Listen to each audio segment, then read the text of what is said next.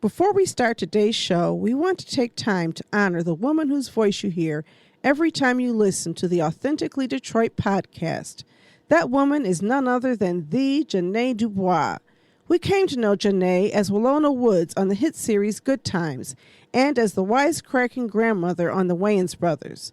But did you know she sang the Good Times theme song and co-wrote and sang the theme song to the Jeffersons, which we sample in our opening music?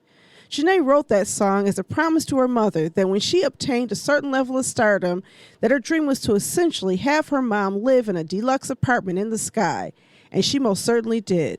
So thank you to Janae for not only penning the anthem for our show, but the anthem that Black America and Eastsiders all over the U.S. needed in the 1970s. Janae, this show is dedicated to you.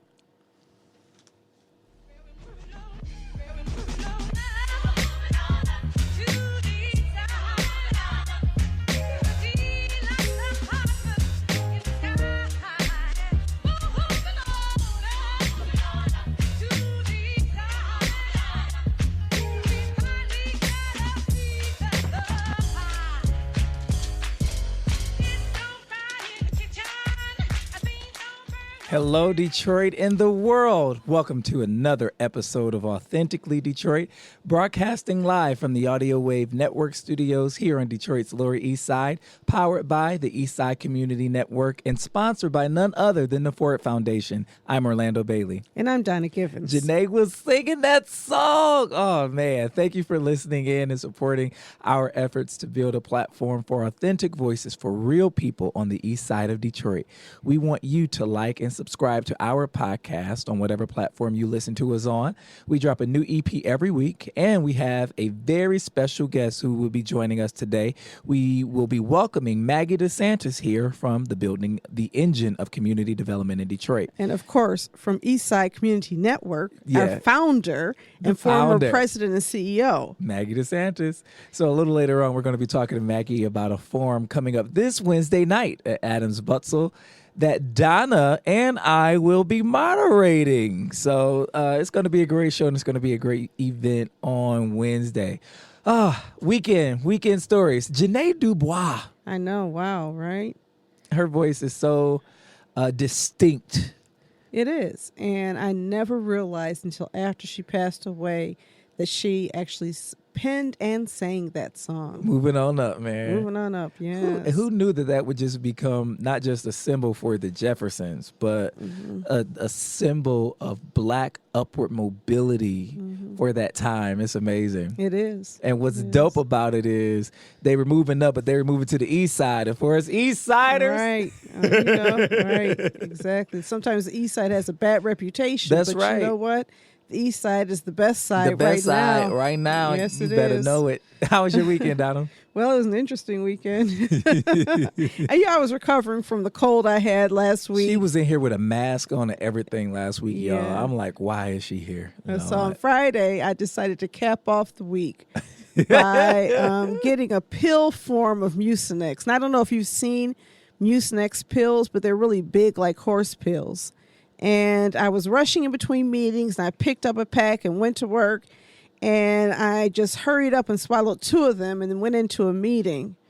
And And you swallowed 2 of swallowed those? 2 of those, and I don't know what made me think I need to swallow 2 of them, but I was too quick. Did you take anything else with it? Well, I took a couple of leave with it. Oh, I was Lord. trying to deal with my pain and just keep it moving, right? And so midway through my first meeting, after I took the medicine, I started feeling a little dizzy. And by the time I got to the second meeting, I started feeling a little high. And I learned a little something, you all. They need to really do a better job putting some parental notifications on those packages. You your own parent. Well, you know what? Had I known, which I didn't know, I even looked for side effects. I didn't see side effects on the packaging, and they should have told me. It did say Drowsiness. parents. No, it didn't say anything about drowsiness. It just said parents beware of medicine misuse or something like that. So you have to be carded when you go to the drugstore and purchase that kind of medicine. Yeah. So, it just seemed silly to me until I took 2 of them. So I decided to look it up and just find out whether this was a real thing or a Donna thing. And I was just a little crazy. And I looked it up and found out that the the ingredient used in cough syrup and cough suppressants all over, dextromethorphan, is actually a derivative of opioids. Say the word again. Dextromethorphan. Okay. Or something like that. Anyway, that ingredient is a derivative of opioids, and there are kids and people all over the U.S. who abuse this stuff. Take abuse of So you were it's at a work warning. under the influence. I was in work under the influence, and I was like sitting here in meetings. I wish I could see that. Oh my man. goodness. I was like, I'm really feeling dizzy. I'm feeling kind of strange. And so, staff were looking at me like something was wrong with me. And I thought I was I okay can picture that. until I'm Saturday feeling morning when I strange. looked it up. So I learned something new. And let this be a warning to anybody who takes cough syrup. Read the ingredients, read the directions thoroughly. I know it's hard to find because they are on the right side of packaging and not on the left side where we're used to seeing them. The FDA has decided to make instructions harder to find, but it's worth the time looking it up. So you were only supposed to take one, and you took One. two. Oh, Lord. I've been afraid to take one more I ever know since. that's I was right. like, I'm you know telling what? you. I'm straight. Let me just sneeze a little, cough a little. I'll take. The only time I've ever been like super loopy and high in my life is when I got my wisdom teeth pulled. But I'll tell you, I can't take that kind of medicine. It makes me physically sick. I can't handle it. Well, it was I'm a not. youngin'. It wasn't a good feeling. Yeah. I felt out of it, but it was not a great feeling. I don't want anybody to think I enjoyed you that enjoyed that medication. high? You didn't no, enjoy that it high? was unenjoyable. I just felt. Did you get the munchies? No, actually, I wasn't hungry. I was just sleepy. So, just as a warning, take that as your friendly PSA. Don't take too much cold medicine. How was your weekend, Orlando? My weekend was good. I felt embarrassed because a few folks hit me up about that Christmas tree that's still up at my house. So I cleaned up and finally got that Christmas tree down and away. So I feel super, super accomplished because I was able to do that. And Set the bar high.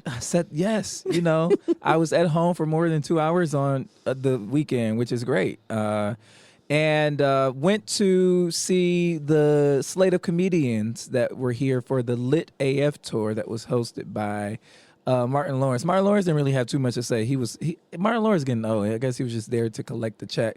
But his brand of comedy wasn't ever really my favorite Mine brand of either. comedy either. So it was good that he was just like in and out, sort of, introducing folks. But the slate of people were hilarious. Lil Rel from Get Out. Oh, yeah. And from the Carmichael Show. Yes. He was there. He has my favorite kind of humor. And the funny thing that happened is like during Lil Rel's set, a fight broke out in the audience. What were they fighting over? No one knows. And so Lil Rel was like, wow, well, this is an interesting experience. I'm about to get out of here. This is Detroit. I don't know what y'all gonna do. But he handled that disruption so well. And I'm like, man, this guy's a pro. So we just saw him in the photograph. Have you seen the photograph? Not yet. Oh, man, you need to see the photograph. I'm going to. I was planning on seeing it this weekend. Yeah, but you need to. But to I recover. just need to rest a little Yeah. bit. So I'll go next weekend. Because sometimes you think you're feeling well and you go out too early and you relapse. Yeah. Yeah. So but he was in the photograph. He was in Get Out. He was in one of my favorite shows ever, the Carmichael Show. I enjoyed the Carmichael Show until the last couple episodes when they went into some strange territory of threesomes and I was like, what are we doing here? I gotta go back and revisit that. Yeah. It just went into some strange It's very Gerard directions. Carmichael-ish. Yeah. He likes to push the envelope. Yeah, and he pushed it enough. He pushed it away from me a little bit, but I did enjoy the first few episodes, a couple seasons. How many seasons was it on? I think it was on for 3 seasons. Yeah, and I it really was very enjoyed topical. the first couple seasons. Yeah. The third season started to fall off a little bit towards the end, but I don't understand why he lost his show. Well, I know that he got into it with, I think it was on NBC. So during season 3, he was already into it with NBC. And so that may have had an effect on the content that we were seeing. I really felt like he was pushing them. Yeah. Yeah, sort of like, let me get out of my contract. I'm going to start talking about things I'm that tired you of don't y'all. like. Right. Okay, making episodes you may not want to air. Yeah. Because it definitely was not family TV. No, it wasn't. Yeah. But it was good. It was good topical Yeah. stuff. And Sunday church, Sunday's the day for church, and I was in church all day. We had 2 services. One of the mothers got an appreciation service. Remember those kind of services? Absolutely. In the Baptist church. Yeah, so one of the mothers had an appreciation service. So it was good. It was a overall a good weekend. So I'm happy to be here. Happy Monday. Or Tuesday is when you guys will be hearing this. It's time for Fresh Off the Press news that we are thinking about. This is our commentary on news items relevant to the city of Detroit. If you have news items that you want us to cover, you can send them to authenticallydetroit@gmail.com or hit us up on our socials at authenticallydetroit. Donna, Fresh Off the Press. Detroit, ready to spend money to attract police officer recruits. James David Dixon from the Detroit News is reporting. What are you saying? Well, basically, he's saying that Detroit is looking to hire 400 new officers by the end of this year.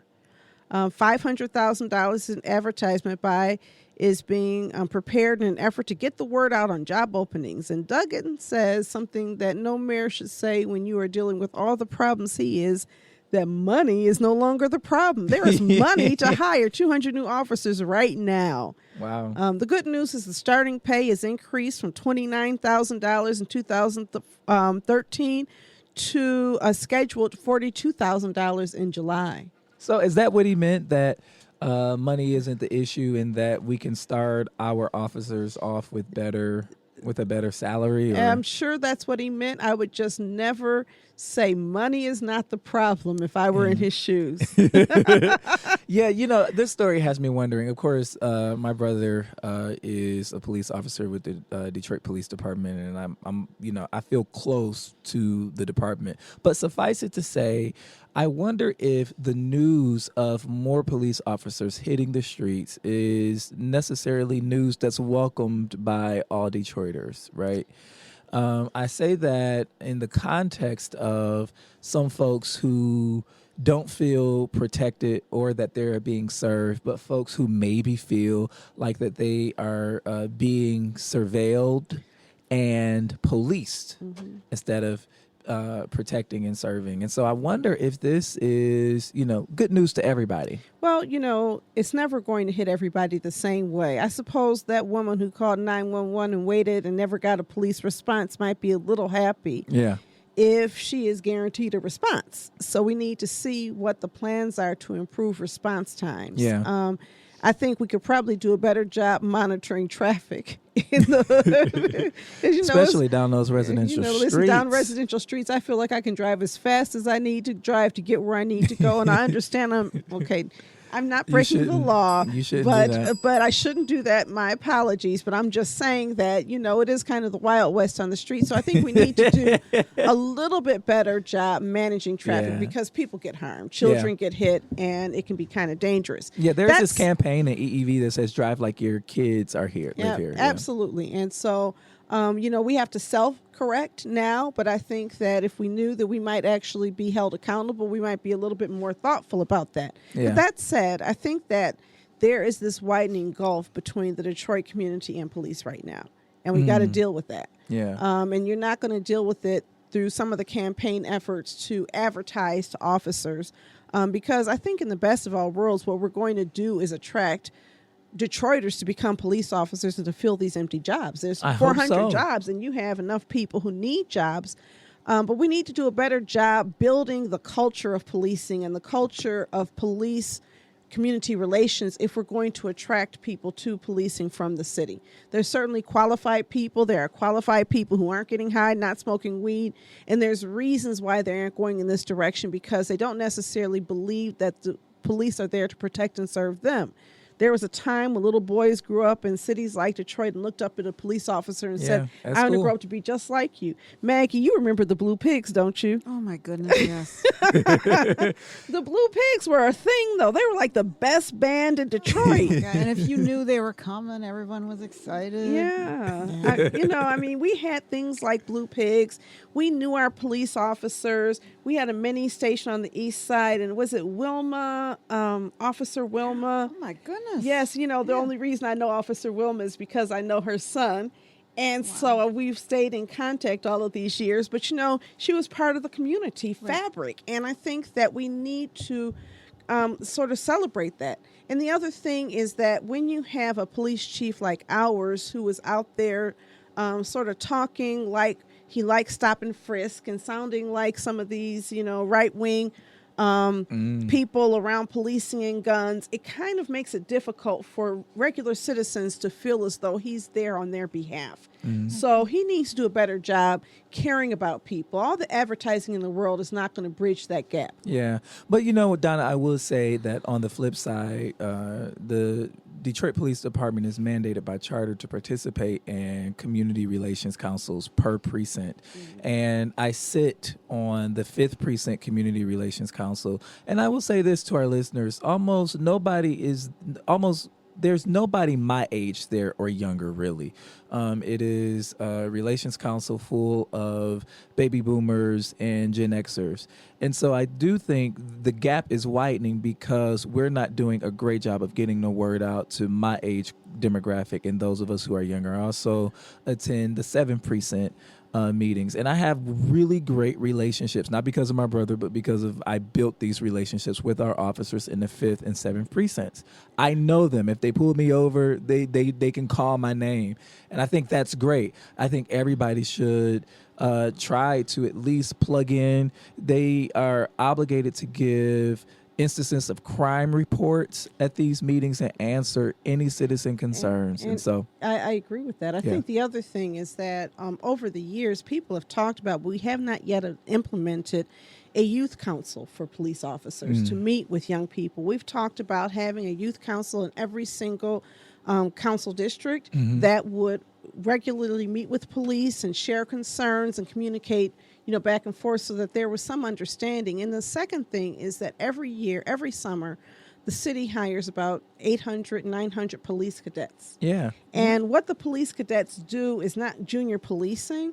What they're doing is they're working inside of nursing homes. They're helping to clean up parks. And those are all really important things. But I think it does not give them the exposure to actual policing that where they're wearing the uniforms or they're wearing junior cadet uniforms and they're riding in cars and they're really just understanding police work from the perspective of a police officer, because there's no better advertisement for what you do than building relationships between the young people in our community. Absolutely. And, officers. So I hope that there are those creative things that are put into place. I know I had those conversations with the police force when I was at Youth Development Commission, and the conversations didn't really go anywhere. But now that we have money as no object, and $500,000 that the mayor is talking Duggan about, said money is not an issue. Let's not just spend it on billboards and commercials. Let's spend it on really building relations and bring back the community relations things like the Blue Pigs. Let's encourage our police officers. We had BTB at Remus Robinson. You remember that, Maggie? I do. I remember when police officers helped actually design and create the Youth on the Edge of Greatness program. Wow. Oh, wow. Back in 1984. They were an important part of the group. They were the ones advocating that we work with young people. Yeah, and another great way for young folks to engage with police professionals, especially if you're athletic, is the Police Athletic League, PAL. Is another great way through physical sports and exercise. The other piece that precincts welcome their constituents to do is to go to the precinct or call the precinct and ask for a ride-along. So to your point, Donna, about understanding police work from a police officer's point of view, police actually welcome you for a ride-along, for a shift, for a day. So if you have a day that you can dedicate to a day shift or a night shift, police welcome the opportunity to take you on a ride-along. When my daughter was in high school, she had a friend who did ride-alongs with a homicide cop. And so she would go to places where there were homicides and watch the investigation. And actually several of the friends used to go out there and do that. I thought it was really gruesome, but that did build their relationships. I think that it's really up to the department to be more intentional about that. I think the department can also provide officers time each month to spend volunteering in the community. Nice. Where they're not wearing a uniform, but where they're wearing a T-shirt saying, Detroit Police Department, so that people can see them, make them more visible. that would have the dual effect of humanizing police to people in the community and humanizing the community to the police, because we're building those relations. And there are a lot of police officers right now in Detroit who are from, Upper Michigan and know nothing about Detroit or Detroiters, and other than from behind a patrol car. And that's not a good way to get to know our community and see our strengths. So hopefully... Can I ask a question? Mm-hmm. When did this breakdown happen? When did this gap begin to widen between community and the Detroit Police Department? I'm hearing Maggie talk about they were at the table during the design, A Youth on the Edge of Greatness. When I was in junior high school, while we participated with the police after-school program on Wednesdays, BTB, and we saw the Blue Pigs at Safe Night, like what happened? What took place?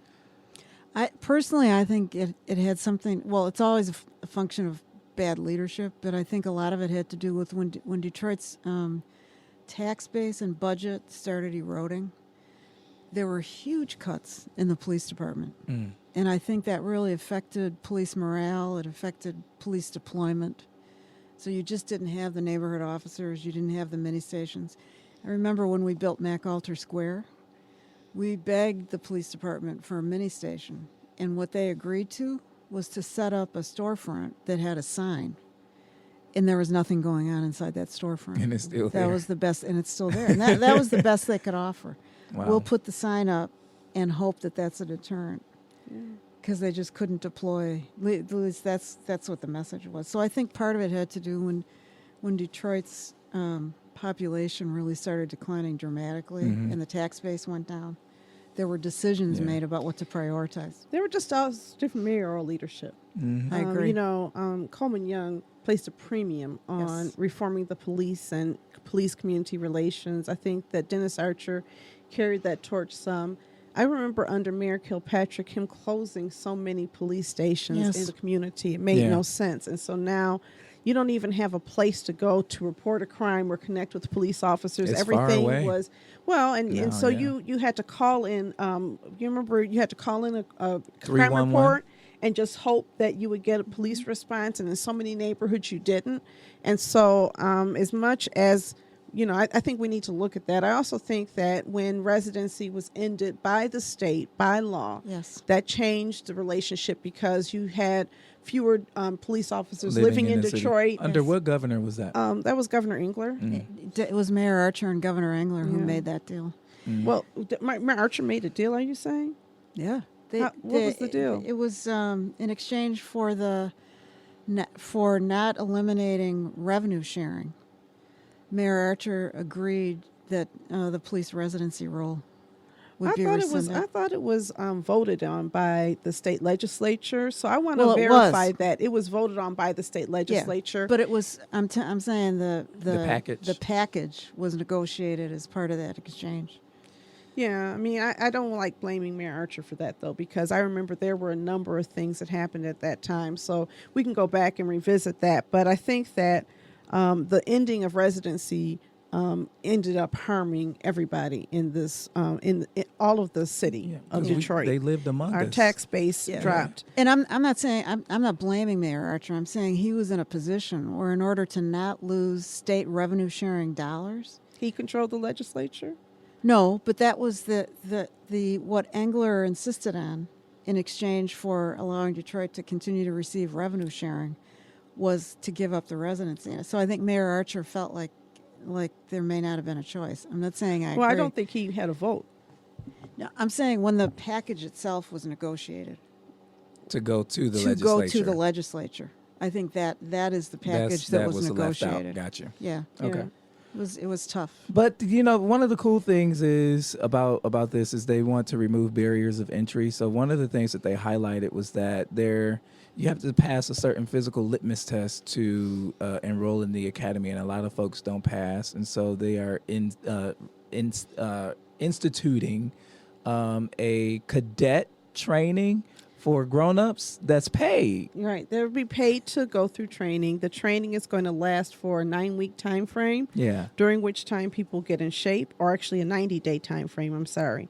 And they'll be paid $15 an hour. So They'll be working with cadets on nutrition and give yoga classes and all that good stuff. Oh, okay. So, cost barriers are being eliminated. They're really working to try hard. I hope that there's also efforts placed in culture and improving efforts to build completely those agree. relations, because otherwise we're not going to end up with more Detroiters, or not enough Detroiters to really make that difference. So that's my news story. What's yours? All right, fresh off the press, not guilty, but still out 4.5 years of freedom. Not guilty, but still out 4.5 years of freedom. That's by Nolan Finley from the Detroit News. Yeah, I'm reporting on the Nolan Finley story. How about that? How about that? So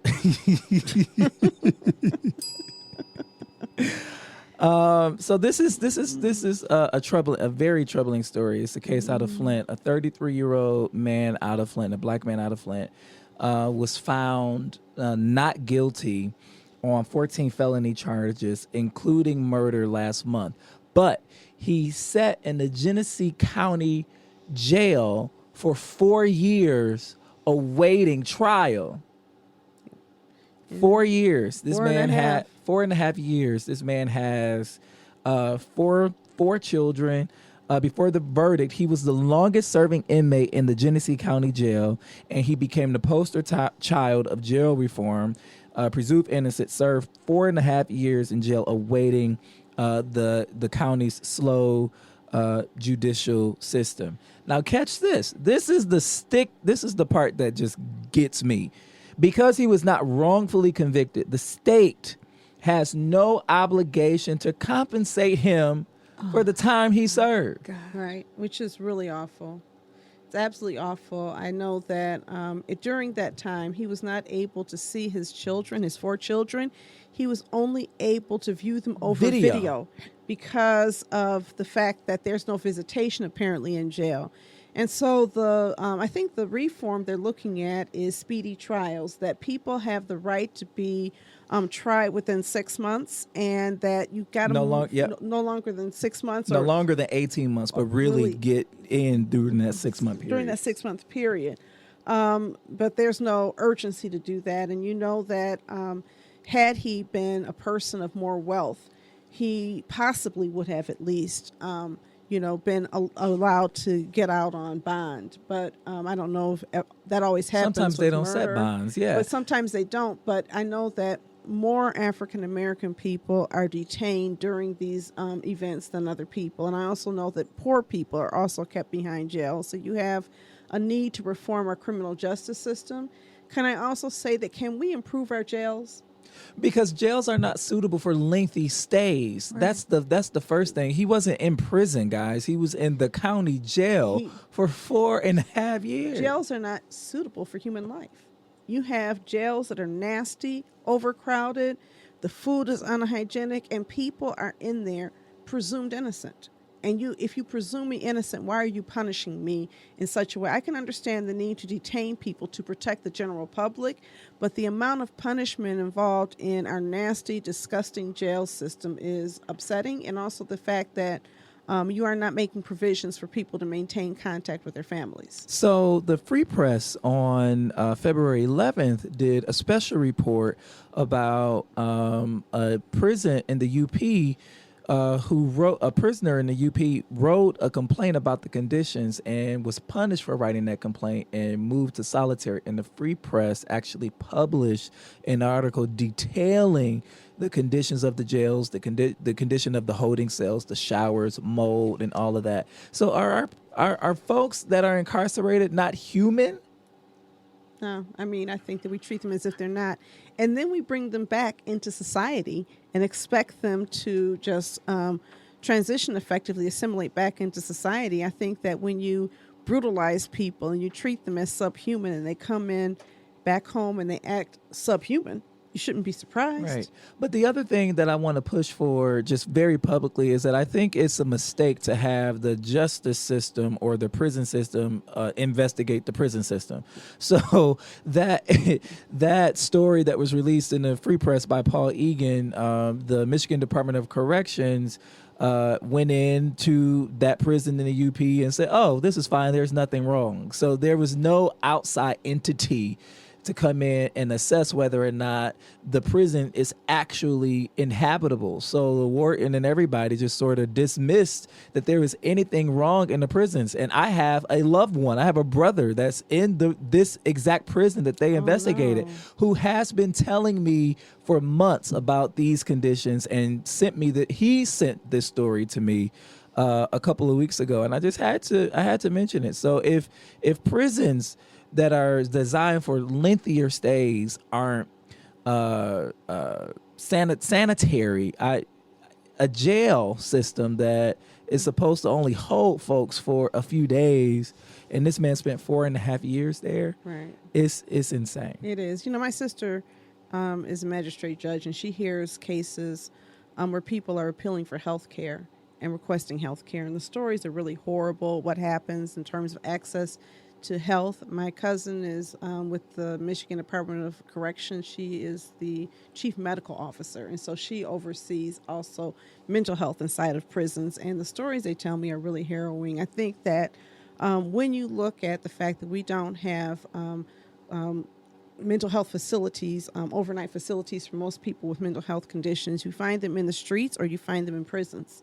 And neither is the appropriate place where care is going to be taking place. And so we need to do a better job addressing mental health, physical health, hygiene, and just preparing people to reenter society and lead productive lives. Because, this concept of we're just going to break you down and destroy you forever does not really promote a healthy society. Khalif Browder, come on, it happens. So Yes. we say your name, Larry Clemens, and we wish you nothing but the best. He and his family will be moving to Houston. So he's getting out.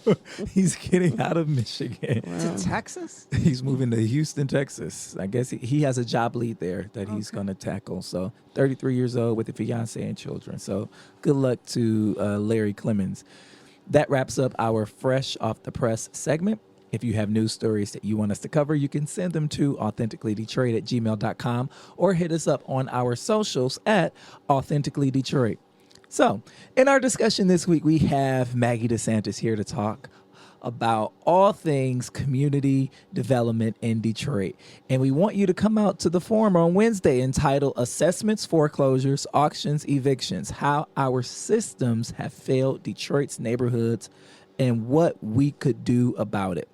Maggie, Yes. thank you for being here. Thank you for having me. Yes. We introduced you earlier, but you weren't here as not only as the project and initiative manager of building the engine of community development in Detroit, but also our founder and our very first and long-standing president and CEO for 32.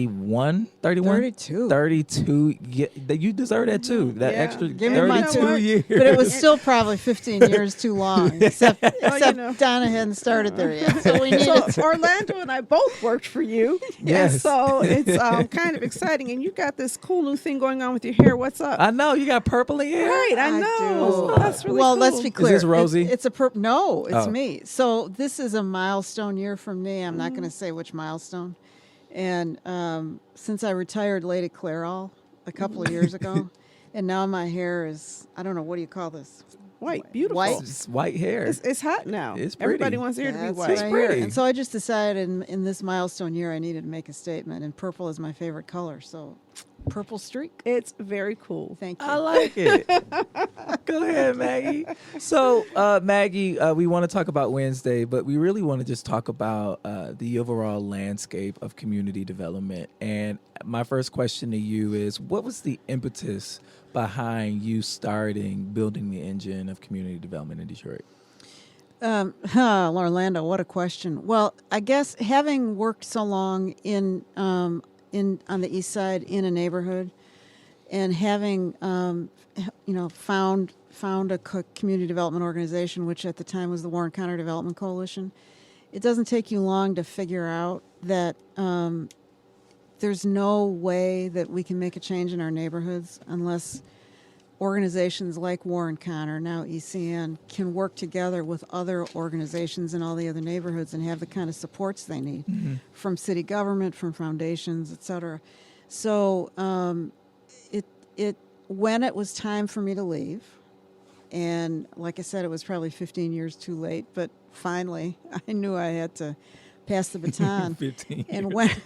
when I asked myself what would be the next step, because I wasn't ready to sit down, the answer came to me after a lot of reflection and prayer. And the answer basically was to build on work that had happened 10 years earlier through CDAD, where we had sat down together as community development practitioners all over the city and said, we need a community development system of supports. But unfortunately, that work was not brought to implementation. And so I asked myself what would be the right next step for me, because I felt a lot to give.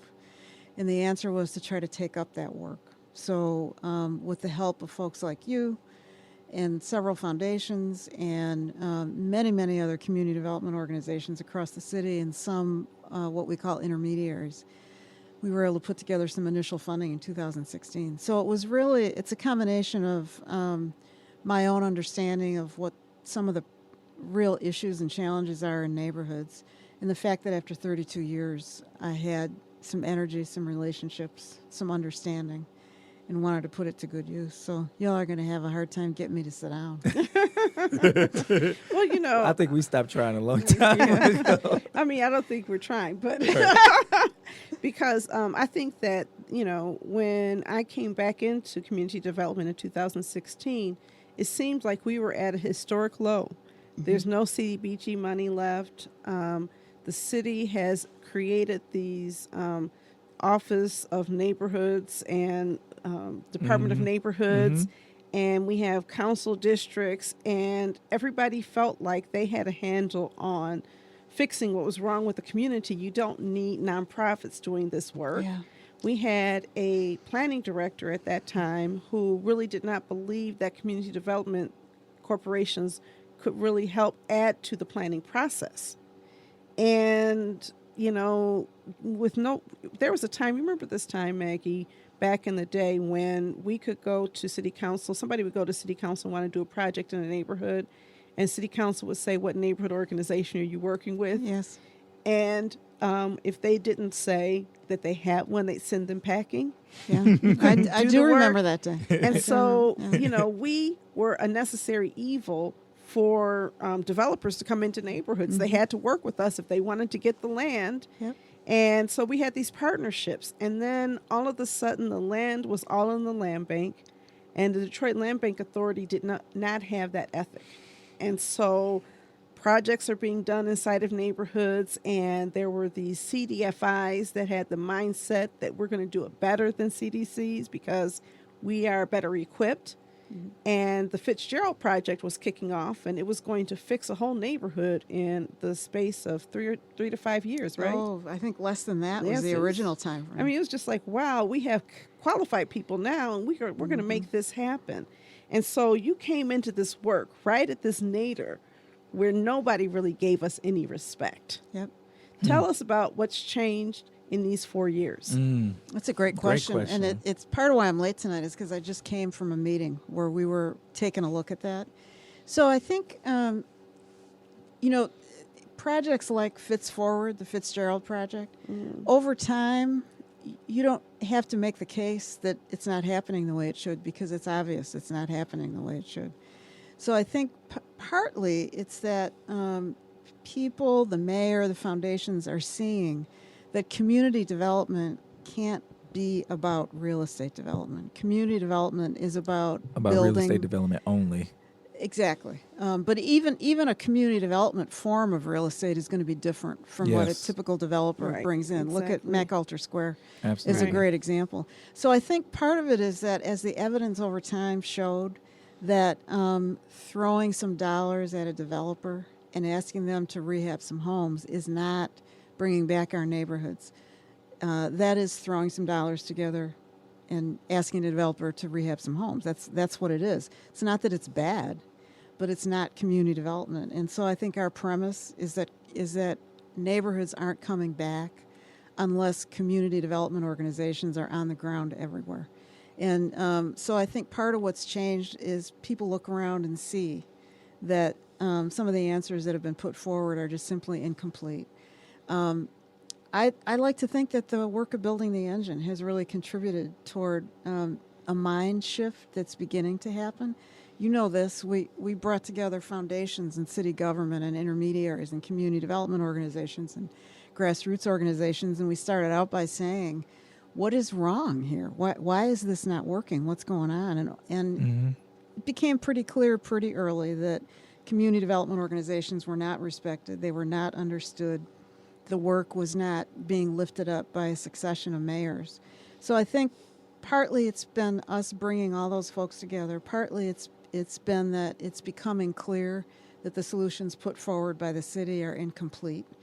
I also think, believe it or not, I think there's a new generation of foundation officers. Yeah, I'm seeing. We just spoke with who are really these are not traditional foundation leaders who are going to come up with a few priorities that change in a few years, ask for some proposals, and fund organizations in silos.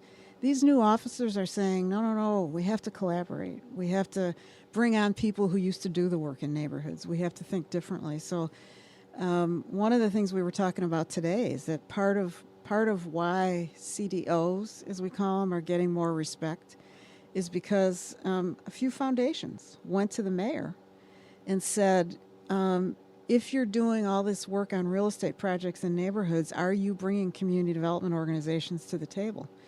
So the mayor listened. I also think, and Donna, I credit you and some of your colleagues with this, I think the other change is that CDOs have been meeting together regularly now for 3 years, convened by one of our leading foundations, and another one has recently joined, and you've had a chance to work together and develop some trust and come up with some collective strategies. And there is nothing, this is what the group talked about today, there's nothing like a unified voice, either in opposition of or in favor of the wrong thing or the right thing, in order to send a strong message to a leader of a city. Yeah. That if the CDOs in neighborhoods are going to bring votes, then I have to listen to what they're talking about. So I think it's been a couple of factors, but there's no doubt in my mind that community development is getting the recognition it deserves. Organizations like ECN, which has just done, I don't mind saying so, amazing work and really exemplary work, especially in the last year since I've left. I think you guys have gone to a whole different level, and it makes me feel so proud and pleased and not at all surprised. So, I think a lot of good. I'm actually optimistic. It's not going to happen overnight, which is frustrating, but I'm optimistic. I think that what you see in the community development world is kind of what you see in the world anyway right now.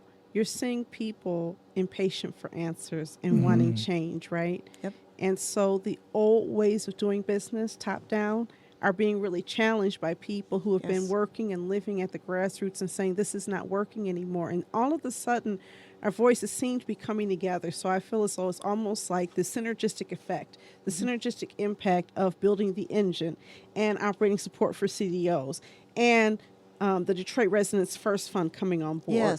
And some of the new foundation officers coming and creating this space. While at the same time, some of the old things aren't working. Detroit is still losing population. The income gap is widening. We can't really solve the blight problem because we keep on producing new blight. And so all of us have to be humbled and understand we need a new way of doing things. I agree. And I think city government is really coming to that realization. Slowly but surely. I think somebody actually who works here, Angela Wilson, she made a point at our summit recently. Somebody asked about city government and how that is working, and Angela's insight was that the current administration, while they have more capacity, all that capacity has caused this attitude that city government owns the city, and the people who live and work and pay taxes and bleed and love the city are not the owners. City government is the owner. And she basically said that attitude has to change. Yeah, she had great remarks. Yeah, she really did. It was great insight. So we own the city. City government acts on our behalf, and so I think that acts on whose behalf? On the because people's they should. Well, they should but what act city on that. government has acted on, honestly, has not been on the behalf of the people. We have to get there. Yes. We've got a ways to go. You know, we have a city government that still believes in a trickle-down mindset around how to make change. And that is, if we invest in a few big corporations, they're going to bring the jobs, they're going to bring the energy, they're going to bring the change we need. And I think that the real challenge is for those of us who are working at the grassroots level to elevate the voices and the social capital of people who are there. That's right. And make shared demands. And that's where us coming together as community development, I think, comes in. One of the things that occurs to me is I read a book, Family Properties. I don't know if you've read that by Burl Satter. You told me about it. Yeah, you really should read it. Okay. You'd love it. But it's about real estate in the 1950s in Chicago, 1950s, 1960s in Chicago. And what she talks about is the mayor, what is the Daley? Mayor Daley. Richard Daley, And the what Daily machine. What happened with Mayor Daley? Mayor Daley ended up getting the districts. What do they call The wards. The The wards wards. inside of Chicago, and each council person ends up over a ward. And within that ward system, He became powerful. He became powerful because all of the wards needed the mayor to invest in their ward. And so they became clients of the mayor. The mayor could decide, I'm going to put new businesses in your ward. I'm going to hire people from here. I'm going to invest in new housing here. And I'll punish this entity over here if they don't do the right thing. And so it's sort of like fragmenting power inside of the city government. And I think we saw some of that happen in Detroit. I agree. And I think that's the downside of the district system. Yeah. Although Detroit has so few districts or wards by only 7. comparison. But- But that is the but it's true. downside. It's I true. think. Each person becomes a mayor of their own district. Their focus is on pleasing the people in their own district. And I think it's also kind of what's happened in the community development world, where there's so few dollars. And so we'll go into these 10 neighborhoods or these 7 neighborhoods, and initially 3, and we'll work with those people. And then it becomes us against them. If you speak out, if you challenge authority, then you will be punished. You won't get the contracts. You will not get favor. And so there was this fear of ever taking on the city. And what I've seen happen is some of us have come together and said, you can't take all of us on. If we all stand together, those inside and outside of strategic neighborhoods, That's those right. who are large and small, Yes. regardless, we're going to stand on some shared principles. Then it forces the city to have to understand that our voices matter. Yes. And I that agree. forces the city to understand that they work for us because we are citizens. And the other thing that's happened, and this has nothing to do with community development, is all of this organizing in the community around so many other things. Oh, yeah. There's a lot of pressure on the city, right? And so much more voice than I remember.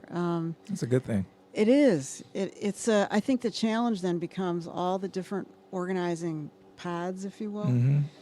Can you imagine when all the water affordability folks and the eviction folks, and when we all start to come together with the community developers, that's going to be powerful. That's going to happen on Wednesday a little bit, right? I think so. I hope Yeah, so. Maggie, so talk That's about gonna happen Wednesday. Wednesday. I hope so.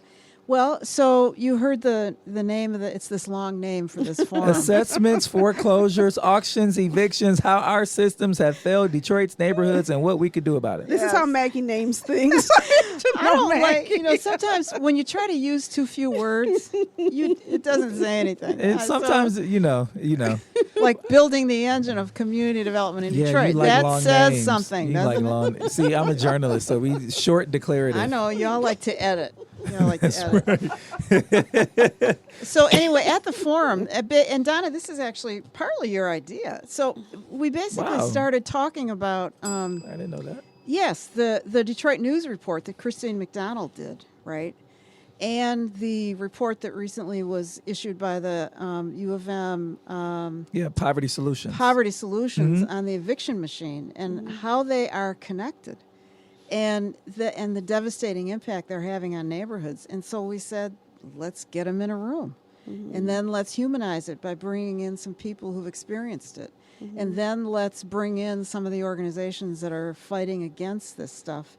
And let's talk. And so Donna and Orlando, you two are moderating it. Oh, gosh. So you get to make sure that the voices are heard, and we try to help people understand what they can do next. But we hope that that's an opportunity for community development organizations to come together with some of the social justice organizations and really start to deal with this issue. It's horrific what's happening. And it impacts community development, right? Oh, my goodness. We talk about the impact on individual homeowners, right? And the stories really focus on that. The stories focus on people who lost their homes, and it's terrible, especially if you qualify for poverty tax exemption, if you only own a little bit, if you were if you owe less than what you were than what you were overcharged. That's right. Then it's really horrific. But when that happens on a block and 2 or 3 people on that block lose their homes, That's right. the It's devastating. chain reaction on that block could destroy a whole block. Yes. If you lose your home and this home goes into foreclosure and now it's vacant, the value of my home also That's right. decreases. And if I'm living next to a vacant home, there's a study that U of M did that showed that people's willingness to stay in a neighborhood and their satisfaction and their willingness to reinvest in their property was directly impacted by what was happening on either side of their home. Yes. And so how many people left Detroit because on either side of them, on Was one an or empty both, house there was or an a empty lot? house. And that's why when you have these time lapse Images. images, you can see how a whole block, a whole neighborhood disappears. Shout out to Alex Alsop. Yes. Yeah, it's utterly devastating. And what infuriates me is that while all this is happening, there's a perception that gets created, right? That somehow Detroit residents, who are primarily black, must have done something wrong, Right. right? Must not be taking responsibility, must be deadbeat and not paying taxes. And while that perception is out there, what we have are huge systems that are literally failing us. Literally failing us at every turn. So there's a story of this woman in the Reveal podcast that she purchased a home for $5,000. Her home was assessed at $60,000. And she was charged $15,000. So this woman has paid like $17,000 or something like that. I have to get the numbers right. She's low income. She should have qualified for property tax exemption. She got it some years, but didn't understand the system and ended up paying $17,000 into a home that she lost.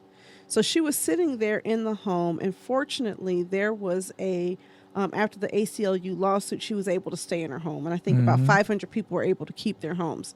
And so you see some of those programs working, and there's some wonderful people like Michelle Oberholzer who hit a ring for her Shout because out to Michelle is Michelle. doing her job. But I mean, there's some wonderful people who are addressing this. Yeah. But we really have to look not just at the individuals, but the systems. And that's where community development comes in. So one of the things that we did that's really exciting for this upcoming forum is that we decided to take the data that the Detroit News had calculated and to put it on a map of the city of Detroit so we could see the neighborhood impact. Shout out of to this Erica Riley. foreclosure. Erica Riley, Christine McDonald, Noah Urban, who actually did the work on behalf of Data Driven Detroit. And so the map is really interesting. Yes. What's really, really interesting is that most of our service area was not heavily impacted by this. Wow. Our meaning this The particular Lower this East Side was really not heavily impacted. So when you look at the map, I don't know if I'm going to say, there were some key neighborhoods that were, but not as many. And I think that's a lot of, largely because a lot of the devastation that's happened on the Lower East Side happened many years ago. I think so. It happened. Yes, I agree. So it's like once you hollow us out, Yep. the impacts aren't as great, although there were some on the Lower East Side. But we're going to see for the first time on Wednesday a citywide map. Yep. And our goal is to have every neighborhood organization in the city of Detroit be able to work with Data Driven Detroit to get a neighborhood map so that we can see the impact in our neighborhoods and work to educate our neighbors and also to communicate with the city so that we can evaluate what happened here. Yeah. I agree. It's going to be really exciting. I can't wait for it. And can we ding God to give us good weather. Yay, Yes. God, please. You want good weather? More 50 degrees. I want 50. Yes, I because know. we've got the response has been really the largest we've ever experienced. Wow. That's So Maggie, can you talk a little bit about what happens once this system is built? What happens to building the engine? So its goal is to create a community development system with many different tenets. A couple of the tenets that I'm particularly excited about is the pipeline for young people to have careers and community development, as well as standardizing some sort of academic credential in community development, because we are multifaceted and very multidisciplinary. You could be a lawyer, you could be a social worker, you could be a journalist and be urban planner, and be teacher. in community development, right? So talk to us about next steps. Once this system is built, what happens? Well, it's a great question, Orlando. So we conceptualized in 2016 what we call 7 system elements.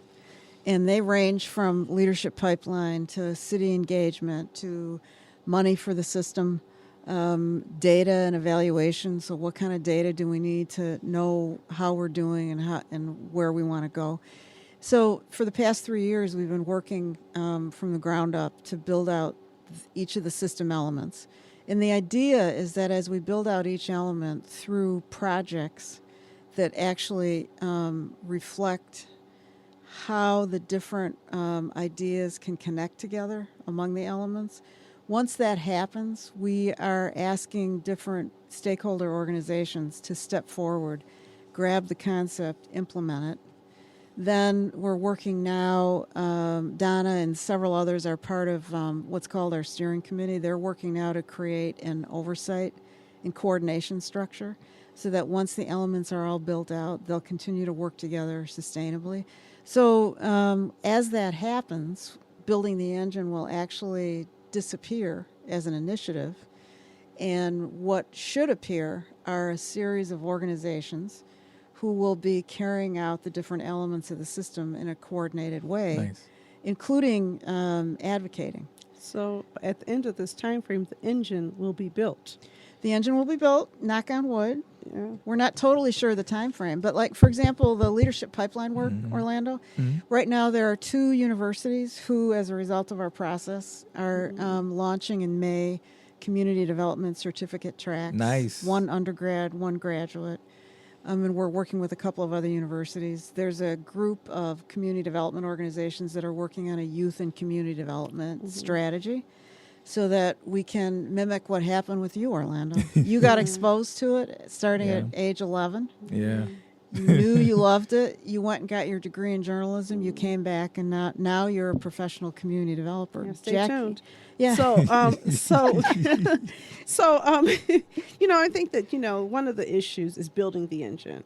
And I think that the engine is definitely in a much stronger place than it was 4 years ago, right? I agree. But then we're going to have to move into another thing, and it's maintaining the engine of community development, because political winds will change again, economic factors will change again, and if you're not doing some work to maintain it, then you're back to where you were in the past. So I think that one of the questions for us is how to move that forward and how you see infusing that continuous learning, continuous change into the initiative moving forward. Have you thought about that? Well, there is a group of people working on. It's a mundane title. It's called Data and Evaluation. That's the element. And so what we're going to be working on with Data Driven Detroit. So Erica and her team are working with JFM Consulting Group, and through our process, there have been a set of what we call success metrics that are all geared toward neighborhood vitality, the intangibles of neighborhood vitality. And the idea is to continuously pick up data through Data Driven Detroit, but also through residents actually gathering the data in neighborhoods and bringing that to this oversight group so that we can continuously be looking at what is happening on a district by district basis and a neighborhood by neighborhood basis. So the whole thing turns on shifting mindset so that people see that, first of all, community development has to be about equity in neighborhoods. Second of all, it's not just real estate. It is about supporting people. It's about collective action in neighborhoods. It's about residents taking charge of neighborhoods and making plans. So it's the shifting mindset piece, and then it's an oversight group that is not just the foundations and city government, but the people doing the work on the ground, actually working together year in and year out to look at all these different elements. So there's the data piece. We have to deal with it. There's the money piece. How are we going to sustain this?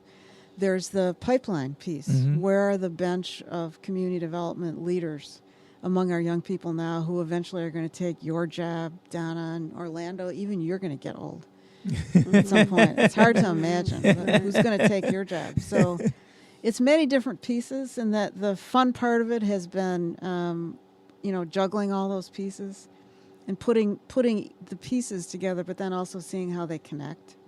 So you can't work on equity in neighborhoods without also working on a leadership pipeline.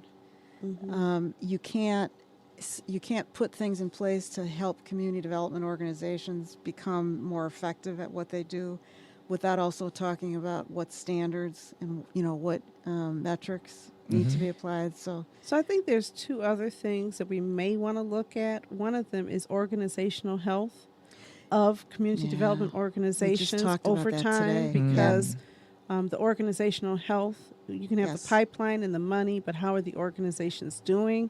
Okay, and, that's what you mean by that. Yes, we know there are organizations that hit a wall. They get old. They no longer are addressing today's problems. I mean, I think a lot of us who are progressives are looking at more than just bricks and mortar and jobs. We're also looking at the climate. We're looking at sustainability. We're looking at the Green New Deal. Very few community development organizations are even beginning to look at that. I agree. And so as we move forward, that's going to be paramount. If you're not looking at more than just bricks and mortar and people, you're not looking at the climate, how do you move forward when you have flooding happening in neighborhoods and that kind of thing, and air quality issues? So I think that we're going to have to continuously improve community development organizations and have continuous growth there at that level. I agree. And I'd love to see what kind of metrics we put in place. Maybe that is the work that some of the other organizations do in partnership with you. And then the other thing is the political relationships between foundations, city, and community organizations, so that, when you have a new mayor, new city council people, new foundation leaders, and new community development leaders, there's still that continued and we're telling them how growth. it's done. Exactly. Come so on, that somebody. you don't Huh? have to start again. Yeah, well, speaking of it, let's give a shout out to Kevin Ryan. Hey, at the Kevin, Ford he Foundation. was just here. Do Kevin stood up at our summit and said, we need all of you to hold foundations and philanthropy accountable. Yeah. That's kind of unheard of for a foundation officer to say that. Kevin's kind of unheard of, right? Kevin is an anomaly. He's an exception. Hopefully, less and less of an exception. But that is what has to happen. And I think slowly we're beginning to get there. We really do have a long ways to go, but we're optimistic. We are optimistic. Yeah, and there are. And there's some great work that's coming out of this. There is. And this is the time to just try to figure out what it is we're doing, how we're doing it, and create models so that people have understanding of how to put this thing back together, how to put these relationships back together, because none of this would happen, none of this change would happen without the relationships that you've really helped lead the way in forming. So I want to thank you for building those relationships. And I heard you say you wanted to leverage everybody that you knew and all of your experience and put it all together so that you could help an industry and help a community figure out how to make a shift. And you've done a great job at that. So I want to really commend you for the changes I see in the environment that I know are attributable to you. Thank you. Thank you, Maggie. It. Thank you both. Yeah. You are my go-tos.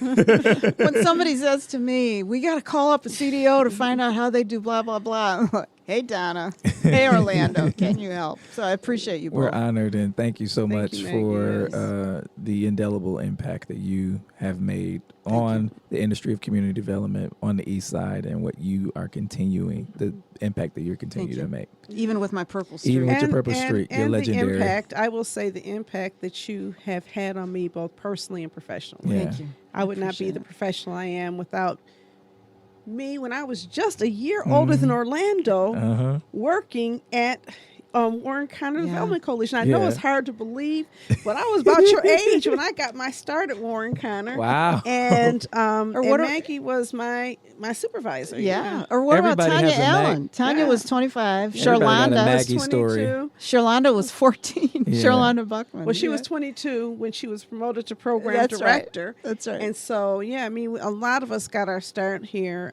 But today, can name all the I think names. Orlando and I both have a debt of gratitude to you for helping to shape our work. Yeah, we appreciate you because I tell Maggie this all the time. That first year, I was scared. I'm like, I know today I'm getting fired because the learning curve was so steep. But we learned. We did, and let's face it, Orlando, it wasn't always pleasant. I put you through some, Yeah, you did. you know what, Yeah, I know. through the ringer. But look at you stayed and you received it and you were determined. Thank you. So Yeah. what a great sponge. One of the greatest teachers, Maggie DeSantis. Thanks for being here, Thank Maggie. you. Thank you. Have If a you great have night. topics that you want discussed on Authentically Detroit, you can hit us up on Facebook, Twitter, and Instagram at Authentically Detroit or email us at authenticallydetroit@gmail.com. All right, so before you leave, Maggie, shout outs. You got shout outs, Donna? I do. All right. I was thinking about the time of day this is going to be dropped. Mm-hmm. And so this is my shout out. I want to shout out Orlando Bailey for 8 years of service at Eastside Community Network, formerly Warren Connor. I want to shout him out for being my right hand, my thought partner, somebody who has just rolled through and given some complete support. And I want to honor him as he prepares for his next endeavor because Orlando is leaving us. He's not leaving Authentically Detroit, y'all. He's staying here because he's authentic like that. But you want to talk about where you're going? I can't talk about it yet, but Okay. He's going somewhere good. somewhere good. And I'm really proud of him. I'm super excited. He came in and told me, and I swear I had a vision this was about to happen. So, but I'm super happy for Orlando because, as I said to him many times, you have to spread your wings and fly. And so he is going to spread his wings and fly, but he's not flying away. He's just flying.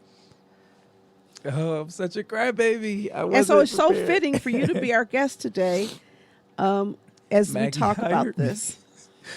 Maggie Oh my gave God, me I think I'm my first shot. I was fresh home from Ipsy and didn't know what to do, and I called Maggie and she gave me a job, and she didn't fire me. She taught me. So I want to thank, wow, I wasn't prepared for this announcement, but I want to thank both Donna and Maggie for an enduring investment that you both continue to make in me while doing this work, for the opportunities and the platforms that you all have given me.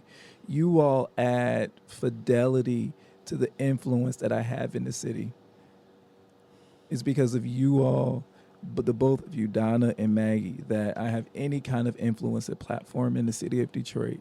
And I want to tell you both, thank you so much. It's been an amazing 8 years and an amazing 20-something years growing up in Warren Connor. And Maggie, each of us got 4 of them.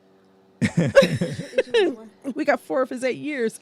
Each of us, of course, you had him when he was young, but professionally, each of us got 4 of his 8 years. You certainly prepared him well for the work he's been doing, but you cannot stop a star from rising.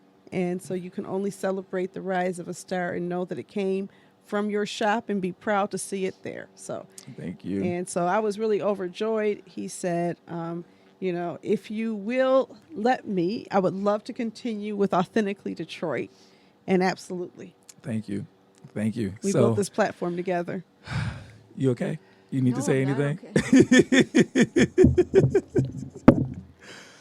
Oh, man. Are you going to tell us? I will tell you when we go off the air, but I can't tell you where I'm going yet publicly. Okay. Yeah. Wow, Orlando. Yeah. I'm I'm shocked, and if you're happy, I'm happy. I'm ecstatic. Okay, then I I'm am. happy. Yeah. So we want to shout out Kat Stafford for her new job at the Associated Press. You all know Kat to be our resident contributor from the Free Press. Kat comes here almost more than me and Donna does. And Donna and I, the Detroit citizens, will be hosting a Detroiters for Elizabeth Warren event hosted this Saturday at Mac Market, located at 14711 Mac Avenue, February 29th. That's from 2 to 4 p.m. Donna and I are the MCs, 14711 Mac Avenue at Mac Market. Donna in Orlando, the citizens. This is not ECN. This is not ECN. Or the Ford Foundation, but we will be there. Senator Stephanie Chang will be one of our speakers. As well as Misha Stallworth from the Detroit Public Schools Community District Board. And we want to give the information for Wednesday's event once again. So we are going to be at Adams Butzel at 5:30. Dinner is served at 5:30 and networking, and then the program will begin 5 o'clock. I'm sorry, 5 o'clock, and the program begins at 5:30. And again, it's entitled Assessments, Foreclosures, Auctions, Evictions, How Our Systems Have Failed Detroit's Neighborhoods and What We Could Do About It. At this point, we are over capacity, so if you're going to come, just come. And it was in the Detroit News today, mentioned by Christine McDonald as one of 3 events this week. We like to believe ours is going to be one of the most informative. We have the map, you all, so we're really excited to see you come out and really talk about the impact of this on our community and hear from some brilliant people who've been doing work for some time trying to address this issue. All right, everybody. Until next time, thank you for listening. Catch the wave.